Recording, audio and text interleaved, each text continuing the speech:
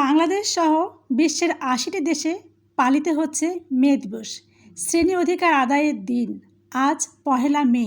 ১৮৮৬ সালের এই দিনে দীর্ঘ বঞ্চনা আর শোষণ থেকে মুক্তি পেতে বুকে রক্ত ঝরিয়েছিলেন শ্রমিকরা। আজ সকাল ১০টা পর্যন্ত আমার কাছে ঠিক এমনই মনে হয়েছিল। সকাল ১০টায় এক ঝাড়ু বিক্রেতা এসেছিল আমার গেটে। আমি বললাম, আজ তো শ্রমিক দিবস, আপনি বেরিয়েছেন? উনি বলেন, এটা আমাদের জন্য না, ধনীদের জন্য। উনি আসলে ভুল বলেননি।